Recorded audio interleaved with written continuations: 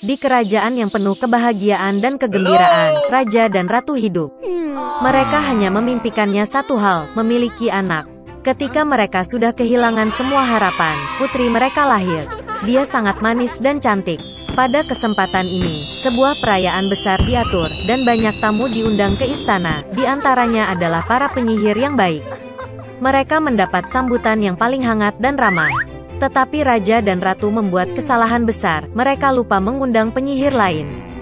Dia tidak meninggalkan menaranya selama bertahun-tahun, dan semua orang mengira dia sudah lama meninggal. Ketika saatnya tiba untuk memberikan hadiah kepada sang putri, para peri dengan murah hati menghadiahinya dengan kecantikan, hati yang baik, kecerdasan, suara yang indah, kemampuan menari dan memainkan berbagai alat musik. Ketika giliran penyihir terakhir tiba, tiba-tiba peri jahat memasuki aula, yang mereka lupa undang ke liburan. Peralatan makan segera dibawakan untuknya, tetapi dia merasa bahwa dia tidak diterima dengan hormat sebagaimana mestinya. Menarik piala dan piring darinya, dia menggumamkan mantra. Penyihir itu berharap pada hari ulang tahunnya yang ke-16, sang putri menusuk tangannya dengan spindle, dan karenanya dia mati. Ratu menangis dengan sedih atas keinginan penyihir jahat itu, dan raja memerintahkan untuk menangkap penyihir itu. Tapi dia sudah menghilang dengan tawa yang tidak menyenangkan. Untungnya, peri terakhir belum sempat mengucapkan keinginannya kepada sang putri. Dia tidak bisa membatalkan mantranya, tetapi berjanji bahwa gadis itu tidak akan mati, tetapi hanya akan tertidur lelap sampai dia dibangunkan oleh ciuman cinta. Raja segera memerintahkan penghancuran semua gelendong di kerajaan. Dan kemudian tibalah hari ulang tahun ke-16 sang putri, hari yang dibicarakan oleh peri jahat. Sang putri tumbuh menjadi gadis yang cantik dan baik hati. Raja memerintahkan 3 penyihir untuk menjaganya. Peri menjaganya seperti biji mata mereka. Pada hari ini, raja dan ratu mengunci gadis itu di sebuah ruangan untuk mencegah kejadian buruk. Tapi sang putri tidak mau dikurung. Tiba-tiba, sebuah pintu muncul di dinding kamarnya, yang belum pernah dilihat gadis itu. Dia mendengar suara aneh di luar pintu. Terbakar rasa ingin tahu, dan tidak tahu apa yang menunggunya, gadis itu memasuki dirinya. Pintu menuju ke sebuah ruangan gelap di mana seorang wanita sedang duduk dengan punggung menghadap putri. Dia berputar. Gadis itu belum pernah melihat poros seumur hidupnya. Dia menjadi penasaran. Sang putri pergi ke poros, menyentuhnya, menusuk jarinya dan tertidur lelap.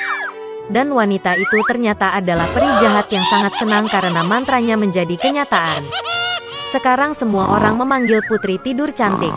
Setelah mengetahui kemalangan tersebut, penyihir yang baik hati memutuskan untuk menidurkan raja dan ratu serta seluruh kerajaan sampai gadis itu terbangun. Segera, semak-semak yang tidak bisa ditembus dan semak berduri tumbuh di sekitar kastil sehingga tidak ada yang bisa melewati semak-semak seperti itu. 100 tahun kemudian, seorang pangeran tampan dari kerajaan lain pergi berburu. Melihat dari jauh menara kastil yang ditinggalkan, dia teringat cerita lama tentang putri tidur yang diceritakan oleh orang tuanya. Dan pangeran memutuskan untuk masuk. Dia berjuang untuk melewati semak-semak yang tidak bisa ditembus dan semak berduri. Namun pada akhirnya, sang pangeran mendekati gerbang kastil yang ditinggalkan. Dia berjalan mengelilingi seluruh kastil, dan melihat ke ruang tahta. Di sana pangeran melihat raja dan ratu sedang tidur. Kemudian, di salah satu kamar, dia melihat putri tidur. Dia sedang tidur di tempat tidur yang dihiasi bunga. Pangeran pergi ke tempat tidur, menatap putri cantik itu, dan merasakan cinta memenuhi hatinya. Dia tidak bisa menahan diri dan mencium putri tidur. Dan pada saat itu, dia membuka matanya dan melihat seorang pangeran tampan. Raja dan ratu juga terbangun, seperti halnya seluruh kerajaan. Mereka sangat gembira, dan untuk menghormati kedua mempelai, pernikahan terindah yang pernah ada di dunia segera diatur. Sejak itu mereka hidup bahagia selamanya. Suatu ketika hiduplah seorang janda miskin, dan dia memiliki seorang putra, Jack, dan seekor sapi, Belianka. Sapi memberi susu setiap pagi, dan ibu serta putranya menjualnya di pasar, dan begitulah cara mereka hidup. Tapi pernah Belianka tidak memberi susu, dan mereka tidak punya makanan. Ibu memutuskan untuk menjual sapi itu dan membuka toko dengan hasil penjualannya. Jack mengambil kendali di tangannya dan membawa sapi itu ke pasar. Tidak lama setelah dia tiba, dia bertemu dengan seorang lelaki tua yang luar biasa. Dia bilang dia ingin menukar sapi Jack dengan kacang. Dan dengan kata-kata ini dia mengeluarkan segenggam kacang aneh dari sakunya. Orang tua itu berkata kacang ini ajaib. Mereka perlu ditanam pada malam hari, dan pada pagi hari mereka akan tumbuh sampai ke langit. Jack menjadi sangat tertarik dan setuju.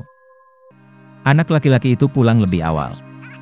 Ibu sangat marah karena dia memberi sapi perah di seluruh daerah itu untuk segenggam kacang yang tidak enak. Tapi Jack ingat kata-kata lelaki tua itu, dan memutuskan bahwa tidak ada yang bisa dilakukan, dan menanam kacang di halaman. Dia naik ke lotengnya, sedih, dan tertidur. Di pagi hari, Jack bangun dan melihat sesuatu seperti pohon besar di halaman.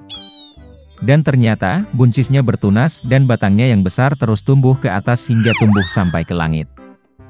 Jack melompat ke batang dan memanjat seperti tangga. Dia memanjat dan memanjat dan memanjat dan memanjat, sampai akhirnya dia mencapai langit. Di sana dia melihat jalan yang panjang dan lebar yang membawanya ke sebuah kastil besar.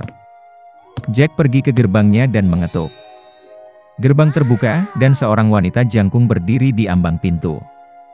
Dengan gagap ketakutan, anak laki-laki itu meminta sesuatu untuk sarapan.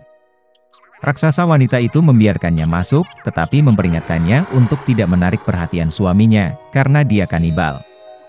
Dia membawa Jack ke dapur. Tetapi sebelum dia sempat makan setengah dari sarapannya, tiba-tiba seluruh rumah terguncang karena langkah seseorang. Anak laki-laki itu tidak terkejut, dan langsung melompat ke dalam tungku. Dan pada saat itu juga kanibal memasuki ruangan. Yah, dia sebesar gunung. Kanibal mengeluarkan 2 kantong emas dari peti besar dan duduk untuk menghitung koin.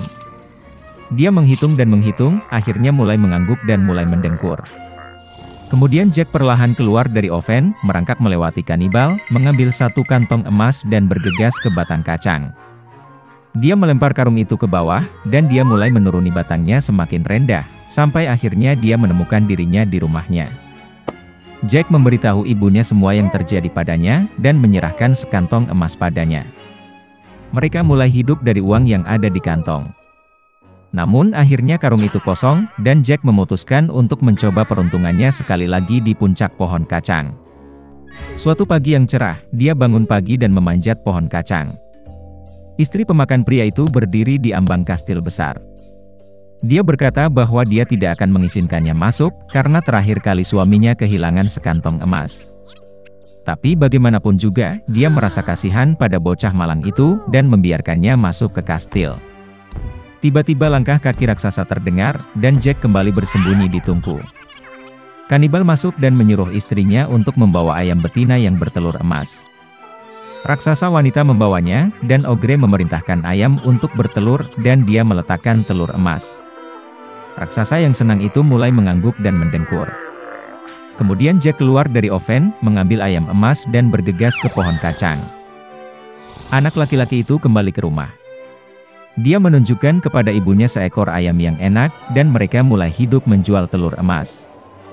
Tetapi segera bagi Jack, tampaknya ini tidak cukup. Dan ia kembali memutuskan untuk mencoba peruntungannya di pucuk buncis. Kali ini bocah itu naik ke kastil melalui jendela. Dia melompat ke kuali tembaga dan bersembunyi. Kanibal dan istrinya memasuki ruangan. Raksasa itu mencium bau bocah itu, dan mereka bergegas mencarinya di dalam oven.